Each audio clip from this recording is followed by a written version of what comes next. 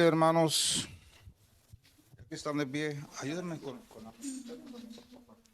poner cosas porque ya si quieren pasen a su lugar. Aquí está bien.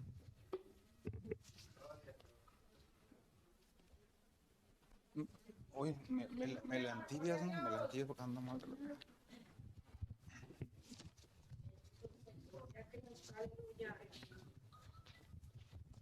Vamos a ver, hermanos, dos pasajes en Romanos 6, del 12 al 14. Alguien que nos ayude con esta lectura. Y también vamos a leer Efesios 4, 22 al 24.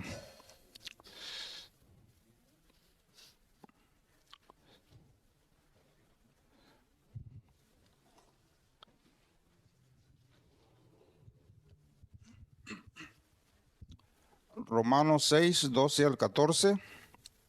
Alguien que nos pueda ayudar a leer esta parte y luego Efesios 4, 22 al 24. Del Romanos 6, 12 y 14. Dice así. A ver. Pásele, No tengo miedo. Dice, no reine pues el pecado en vuestro cuerpo mortal, de modo que lo obedezcáis en sus concupiscencias, ni tampoco presentéis vuestros miembros al pecado como instrumentos de iniquidad, sino presentaos vosotros mismos a Dios como vivos de entre los muertos, y vuestros miembros a Dios como instrumentos de justicia, porque el pecado no se enseñoreará de vosotros, pues no estáis bajo la ley, sino bajo la gracia. ¡Gloria a Dios! Ahí está. Ahora, ¿quién nos lee Efesios 4, 22 al 24? Gracias.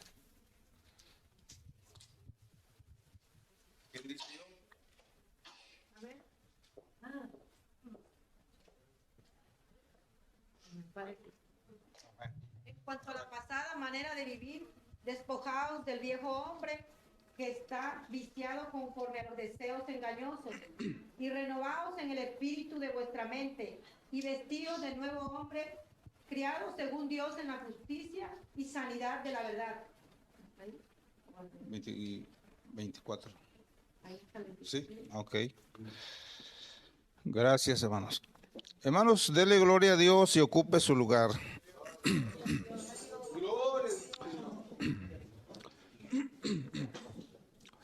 Hermanos, nos ha parecido bien, como dijeron los apóstoles, a nosotros y al Espíritu Santo, hablar sobre el problema del pecado. Y es que, hermanos, el pecado, desde que alguien lo inició, hermanos, se ha transmitido por generaciones y este problema todavía sigue. Amén. Como que no estás muy convencido, ¿no? El problema de pecar todavía sigue. Pero Dios ha puesto bases, ha puesto las reglas, ha puesto el remedio a este problema. Amén. Nosotros estamos en el mundo, pero no somos del mundo. No reine pues el pecado en vuestro cuerpo mortal. Es decir, Dios ha puesto, hermanos, la forma para que nosotros estemos continuamente abatiendo la influencia del pecado en nosotros cada día. Y el pecado, hermanos, es lo que nos aparta de Dios, lo que nos aleja de su presencia, ¿verdad? Y hay muchas formas en la Biblia que Dios nos dice que Él aborrece el pecado. Aborrece, hermanos, esas formas de desobediencia a sus mandamientos, a su palabra. Pero una de las cosas, hermanos, que tenemos que aprender es que tenemos que reconocer que fuimos pecadores y que seguimos pecando, pero sin querer. ¿O hay alguien que lo hace voluntariamente, a propósito? Ojalá que no, ¿verdad? ¿Verdad? Porque cuando alguien, hermanos, lo hace a propósito, entonces tiene un serio problema más. Porque lo hace a propósito sabiendo y conociendo que no se debe hacer. Entonces debemos creer, hermanos, que los pecados que cometemos, hermanos, son involuntarios muchas veces o nos forzan a hacerlo. O la persona, las circunstancias, los problemas hacen que cometamos ese tipo de faltas. Pero una de las cosas, hermanos, que nosotros tenemos que hacer es abatir la influencia del pecado sobre nuestras vidas cada día. Por ejemplo, en la carta a Juan dice que si pecamos, abogado tenemos para con el Padre a Jesucristo el justo. Ya. Tenemos, hermanos, a Cristo como nuestro abogado. Pero para que Él perdone nuestros pecados tenemos que confesarlo. Pero la Escritura dice que el que encubre sus pecados no prosperará. ¿Verdad? Como Adán cuando faltó se tendió a esconderse y luego a escudarse cuando fue descubierto.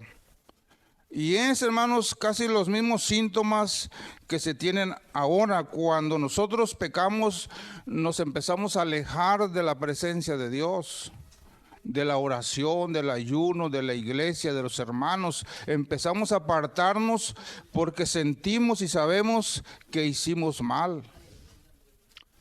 Pero el Señor dice que abogado tenemos. Es decir, hay que confesar ese pecado y apartarnos de él, y dice la Escritura que alcanzará misericordia. Amén. Tenemos, hermanos, que creer esto, porque de otra manera nos iríamos, hermanos, al mundo, nos iríamos al pecado si no tuviéramos una esperanza, una forma de decir, bueno, Dios me ofrece esta oportunidad.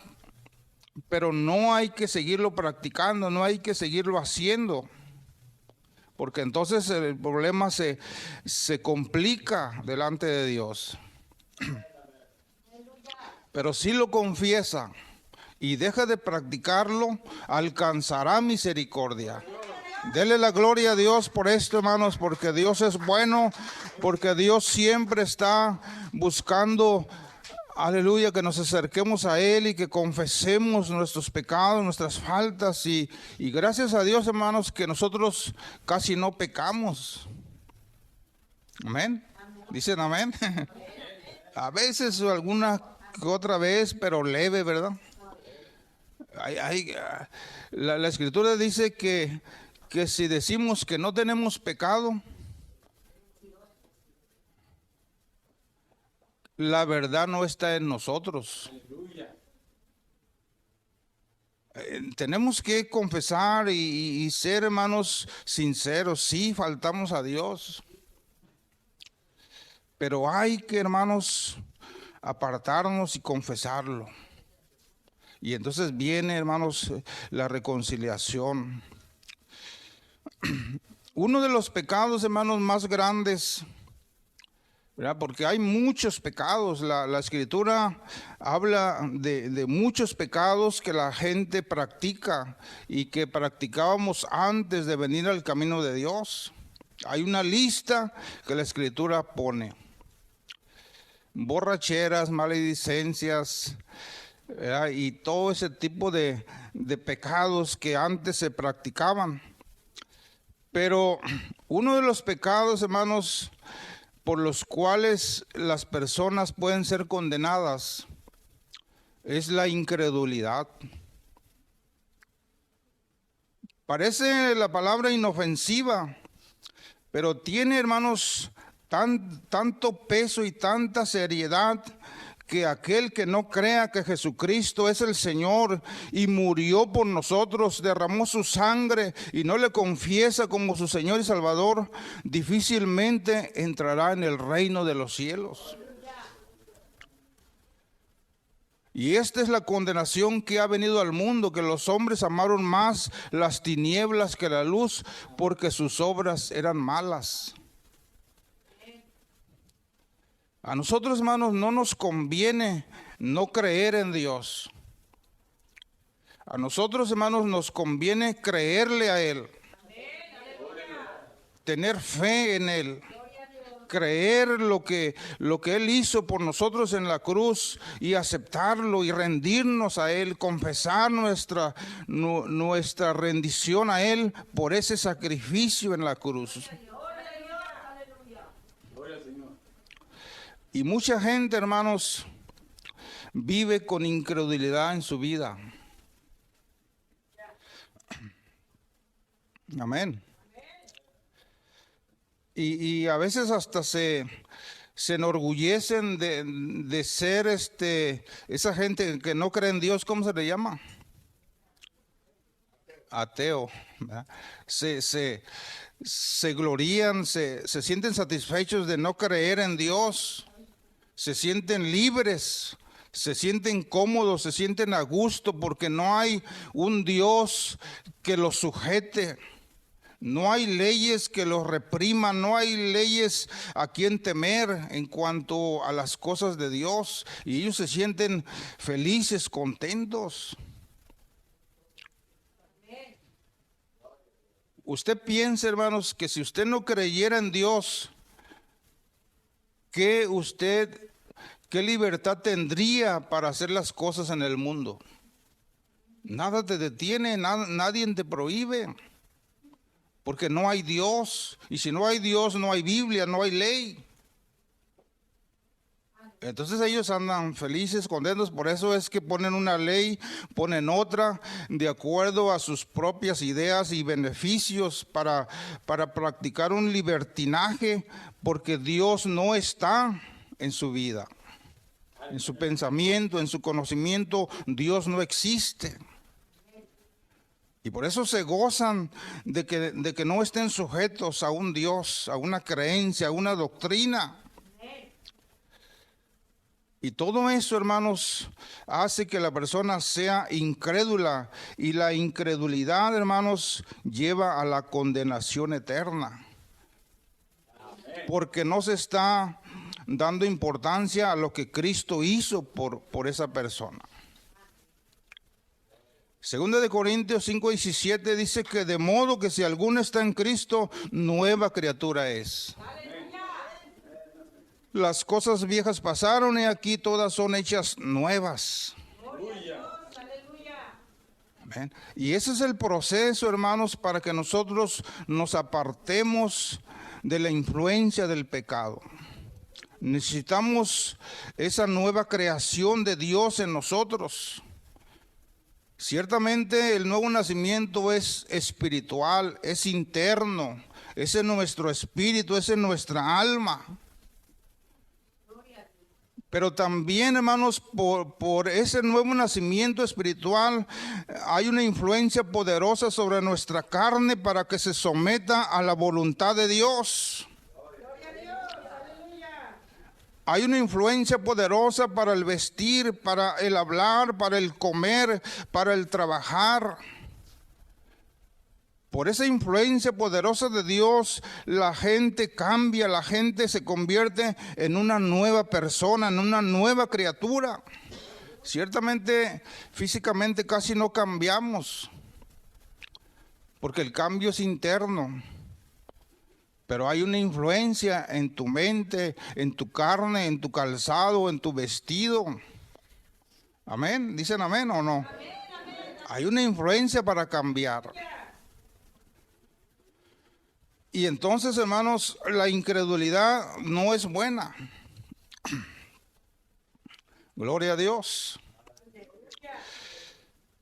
Yo quisiera, hermanos, que invitar a un hermano valiente para que me ayude a dar esta breve enseñanza, pero que sea muy valiente. Bueno, vamos dando chance a Álvaro.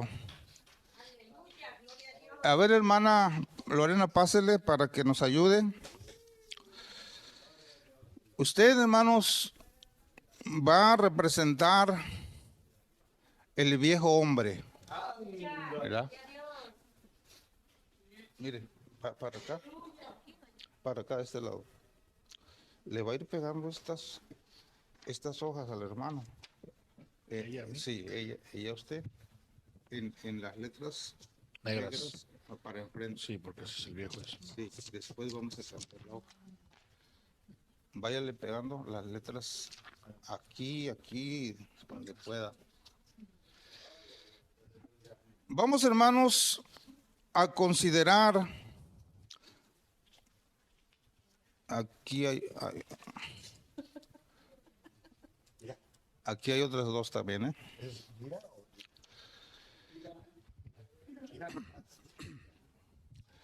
¿eh? No pierdan, hermanos, la atención aquí. Hermanos, uno de los problemas o cosas que complican, hermanos, los pecados en las personas es la rebeldía y la desobediencia a Dios. Según la Escritura, hermanos, cuando el diablo fue creado, como Dios pone libre decisión en nosotros para servirle o no servirle, el diablo, hermanos, viendo que tenía una libre decisión de pensamiento y de actuar, empezó a rebelarse contra Dios y empezó a ser desobediente a los propósitos de Dios. Sí, póngale este también y luego este también. Póngase a los lados aquí. Una grapadora.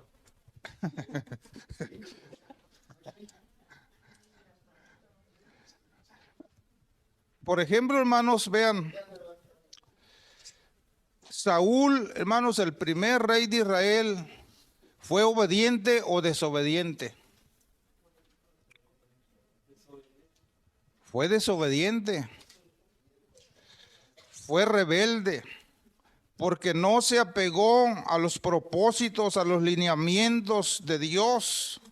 Y entonces eso lo llevó, hermanos, a ser un rey donde Dios se apartó de él, donde un espíritu malo lo atormentaba.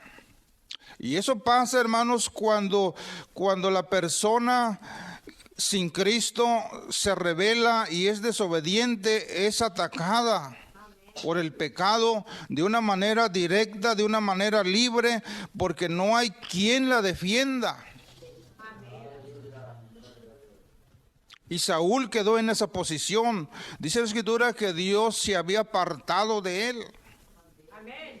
Y cuando Dios se aparta de tu vida, cuando la presencia de Dios no está en tu vida, quedas indefenso al pecado, a los espíritus malignos. Todavía falta esta. Aquí, miren, aquí. Bueno, ahí donde. Ok, el papel pega. Ok. Por ejemplo, también, hermanos, Caín fue homicida. Él se rebeló contra los mandamientos de Dios y tuvo que matar. Igualmente, Sansón fue un hombre que no se sometió a la voluntad de Dios y quedó expuesto al pecado, a la maldad, a la influencia. Amén. Y tenemos, hermanos, aquí ya el hombre, vamos a decir, lo que había en el hombre antiguamente. Cuando nosotros antes de venir a Cristo había incredulidad, ¿sí o no? Teníamos una fe, pero no conforme a la palabra y a la voluntad de Dios. Teníamos una creencia personal que nosotros nos habíamos ideado y escogíamos lo que nos convenía.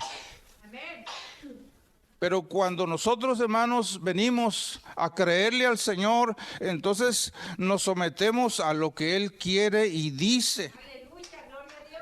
Y entonces en nosotros vamos venciendo este pecado de incredulidad.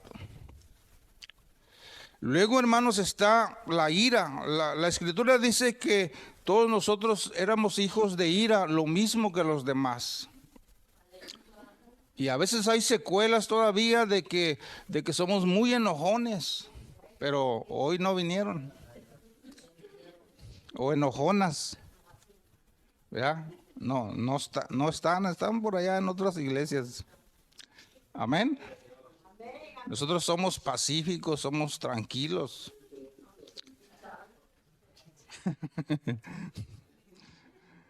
Porque cuando la persona es iracunda, esta ira, hermanos, es capaz de controlar todo tu ser.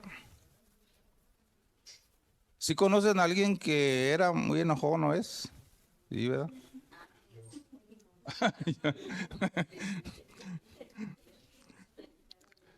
Y hermanos, quiero decirles que hay enfermedades que están puestas, hermanos, por este tipo de pecados. O al revés, hay pecados que traen enfermedades físicas, emocionales, espirituales, familiares. Y todo empieza, hermanos, porque no hay fe en Dios. No hay confianza en Dios. Entonces la ira queda, hermanos, como un cáncer invadiendo tu mente, tus sentimientos, tus relaciones con tu pareja, con tus hijos. Empieza la ira a controlar todo tu ser. Y entonces, hermanos, con la ira también matamos a la gente espiritualmente. Vean ustedes, hermanos, cómo la ira te puede secar los huesos. Te puede traer tales enfermedades que se te va el sueño, que no puedes comer y que de noche estás pensando en ese problema, en esa persona, en esa situación y se te va el sueño porque tienes coraje, tienes ya raíces de amargura. Pero eso era antes, hoy ya no hay de eso en nosotros. Si acaso hay muy poquito, ¿verdad? Pero ya no hay. Pero vean ustedes, hermanos, desechen la ira, desechemos este pecado de ira en nosotros. También, hermanos, ¿qué dice aquí? Rebeldía y desobediencia. El no perdonar. Cuando nosotros, hermanos, no perdonamos, dice la Escritura, dice el Señor, que si no perdonamos a los que nos ofenden, Él tampoco nos va a perdonar. Y esto nos pone entre la espada y la pared, como dicen. O perdonas o no se te perdona. ¿Y cuánta gente, hermanos, en el mundo vive sin poder perdonar a aquel que te ofendió, que te robó, que te maltrató, que te hizo algo? Y esa persona no puede vivir porque no puede perdonar, no tiene paz en su corazón, en su vida, en su pensamiento. Y entonces la falta de perdón, hermanos, trae enfermedades, trae raíces de amargura, porque una raíz de amargura, hermanos, es como un árbol.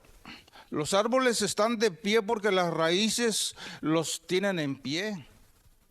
Y la raíz es la que busca el alimento para llevarlo por el tronco y hacerlo llegar hasta las ramas. Y entonces las ramas empiezan a producir frutos de lo que la raíz les alimenta. Por eso es que cuando en alguien no hay perdón y se convierte en raíz de amargura, raíz de maldad, entonces la persona empieza a dar frutos. ¿Y qué frutos da? Cuando no hay perdón. venganza, resentimientos, maldiciones, disparates, venganzas, mentiras, porque esa raíz se está alimentando y entonces las ramas tienen que dar su fruto a su tiempo. Hay otro pecado, hermanos, también grande que tenemos que combatir. Uno dice, bueno, antes se adoraba a ídolos, ¿verdad? Hacían su monumento, hacían su imagen y lo adoraban. Y hoy decimos, no, hoy no somos idólatras. Pero ¿será cierto que no lo somos en el estilo de hoy?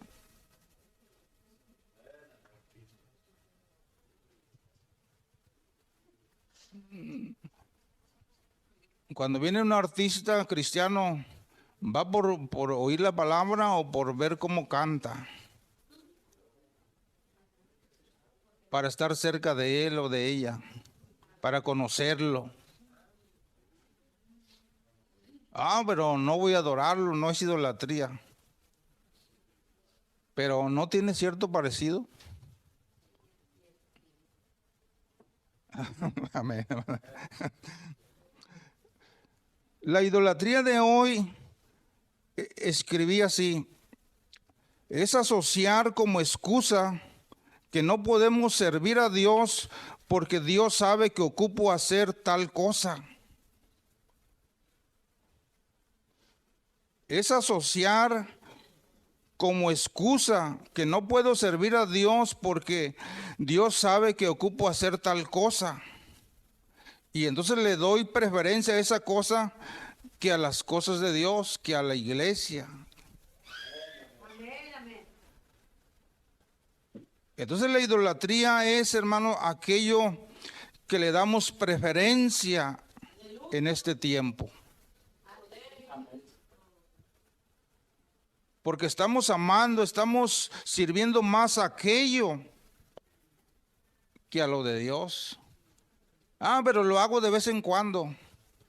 Pues sí, pero se hace. Y las personas, hermanos, mucha gente todavía está viviendo con esto encima de ellos.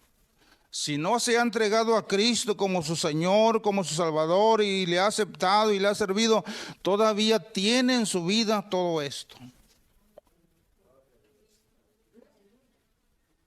Por eso es que nosotros que estamos en plena lucha, en cuanto llegue algo de eso hay que sacudirnos, hay que confesarlo, porque no queremos vivir con eso en nosotros todavía. Pero hay gente que no le da importancia y vive con eso cada día en su vida. Por eso tú que estás aquí, que no te has entregado, que no te has bautizado, recapacita qué hay en tu vida todavía con lo cual estás viviendo. Dios te hace un llamado para que hoy te pongas a cuentas con Él y Él limpie tu pecado, purifique tu vida, te dé santidad, te dé de su presencia, te dé de su perdón. Por ejemplo, hermanos, la Escritura dice que el pueblo de Israel, cuando Moisés no bajaba del monte, la gente se desesperó. Y entonces ellos empezaron a hacer un becerro de oro. Le dijeron a Aarón, haznos un Dios que nos guíe o que nos regrese. Y entonces juntaron todo su oro, hermanos, y lo fundieron y salió un becerro de oro. Y este becerro de oro lo asociaron como ayuda, pero para seguir creyendo en Dios. ¿Cómo es eso? ¿Ustedes creen que con ese becerro de oro dijeron, ya no queremos nada con Jehová? ¿Ya se nos olvidó Jehová de nuestra mente? No. Ellos hicieron ese becerro como una ayuda para seguir creyendo a Dios. como diciendo mi fe no me alcanza, no tengo una visión espiritual, yo necesito que alguien ponga algo delante de mí para que yo siga creyendo en Dios. Aleluya. Y anteponer algo, hermanos, que a Dios es idolatría.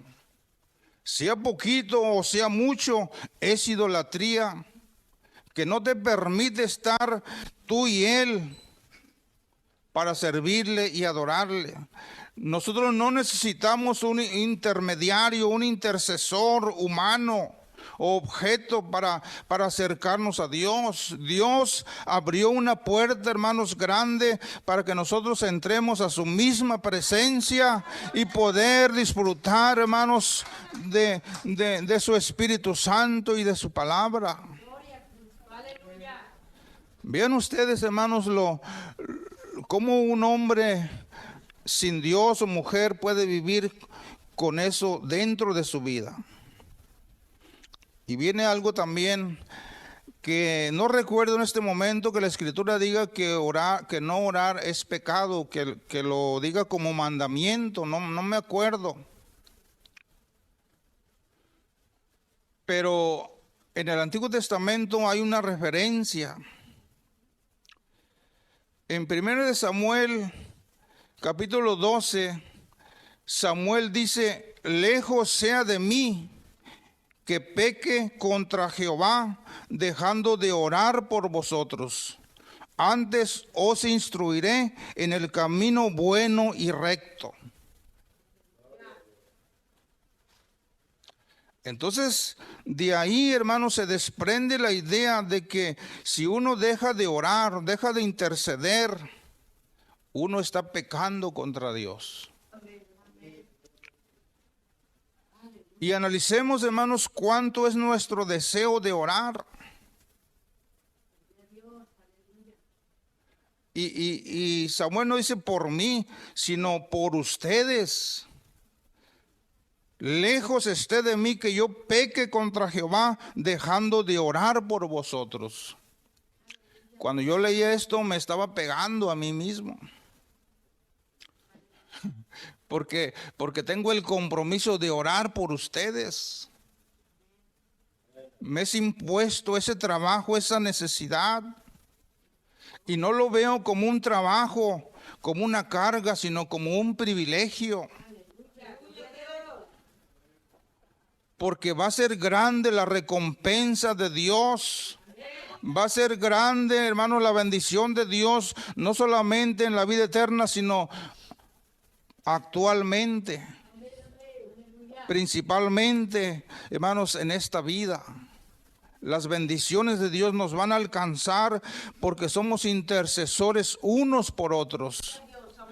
Y Samuel dice, yo los voy a instruir en el camino bueno y recto. Hermanos, qué privilegio tenemos de orar unos por otros, por la salvación de la gente, por la iglesia cuarta. Aleluya. Gloria a Dios. Por eso es que en esta semana hicimos un grupo de oración. Y no hemos tenido la respuesta que quisiésemos, pero la invitación sigue abierta. Y como equipo, como unión, eso no quiere decir que usted no ora en otro tiempo, en otro horario. No quiero pensar que no lo hace en otro horario. Pero si no lo hiciese, le invitamos a que se unan. Y que no pequemos contra Jehová de dejar de orar por la iglesia, por la salvación de la gente, por la salvación de nuestros hijos, de nuestras hijas, que todavía faltan convertirse al Señor y que viven todavía cargando con estas cosas. Otra de las cosas, hermanos, que Dios, hermanos, reprueba y como mandamiento es la mentira.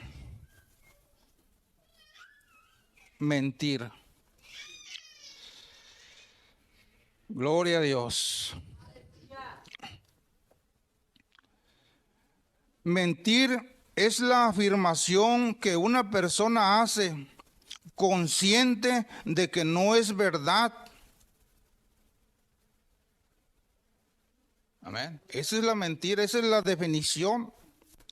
Es la afirmación que una persona hace consciente de que lo que dice no es verdad. Es decir, lo está diciendo con, ¿cómo se dice?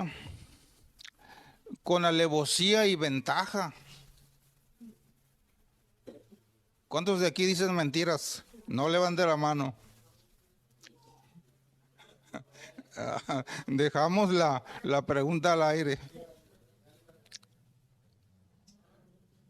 No queremos evidenciar a nadie, sencillamente, hermanos, es un autoanálisis de que cuando nosotros estamos sin Cristo o estábamos sin Cristo, cuán mentirosos éramos.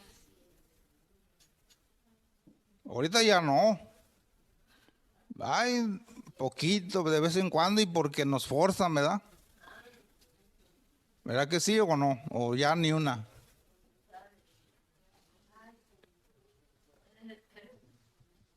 ¿Ya se cansó? Ya vamos a acabar. Miren, con la mentira, hermanos, por eso está tremendo esto, hermanos. El que miente en esa mentira se convierte en hijo del diablo. Porque el Señor lo dijo. Porque Él es padre de mentira y Él peca desde el principio. Y Él le dijo a aquella gente, vosotros sois de vuestro padre el diablo. Por eso es que, hermanos, nosotros tenemos que combatir la mentira a como dé lugar. Porque la mentira es del diablo, Él es el padre de la mentira. Y quiere tener muchos hijos e hijas. Bueno, en el mundo tiene, pero en la iglesia quiere tener también. Pero aquí vamos a combatir ese problema. Y no es fácil, hermanos. No es fácil, pero hay que tratar de hacerlo. Según encuestas, una persona es capaz de mentir de 4 a 200 veces por día. Según una encuesta que alguien hizo aquí en Estados Unidos y en otros países, que una persona miente o es capaz de 4 veces a 200 veces al día. Y el horario, hermanos, según la encuesta, cuando más la persona miente es por las tardes.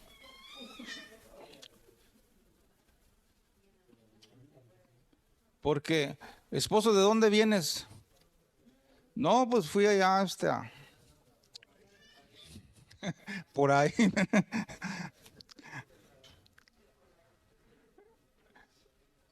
Entonces, cuando usted pregunte a alguien en la tarde, tenga cuidado. Porque en la mañana, pues no, todos estamos ahí, ¿verdad? En la casa o nos preparamos, pero ya en la tarde venimos cargados. Por eso es que la encuesta dice que la gente, el horario más propicio para orar es en las tardes. Pero ¿qué creen?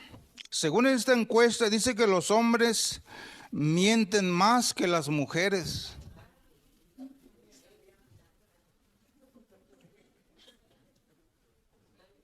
Analícese. Varón, analízate. Porque la mujer, a mi mujer le engaño con cualquier palabra y cosa. Ella se cree todo. Me cree todo. Y no, yo soy muy listo. Yo sé cuando ella está mintiendo. Uno se cree muy listo. Pero según la encuesta, hermanos, si yo creo esta parte, que el hombre miente más que las mujeres.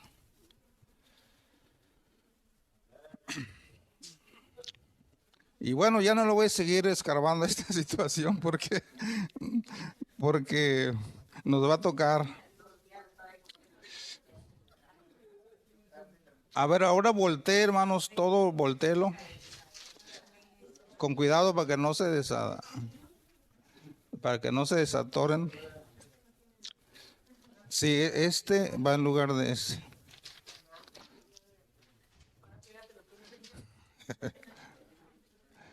Vean ustedes, hermanos, el cambio ahora. Sí, puede pegárselo en los pies, en los zapatos. Ah, sí. Ok. Póngase de pie, hermanos. Póngase de pie mientras los hermanos terminan. Vamos a ver cómo queda el hombre renovado, el hombre nuevo.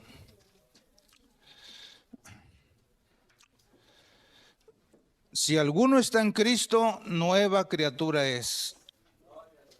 Las cosas viejas pasaron.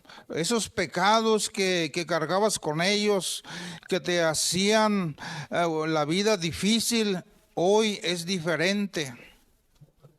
Porque el poder de Dios te ha limpiado, te ha ayudado. Porque la gracia de Dios se ha derramado sobre tu vida. Aleluya. Van preparando algo de adoración, hermanos, y yo les voy a invitar, hermanos, a que consideremos las consecuencias de pecar. Amén.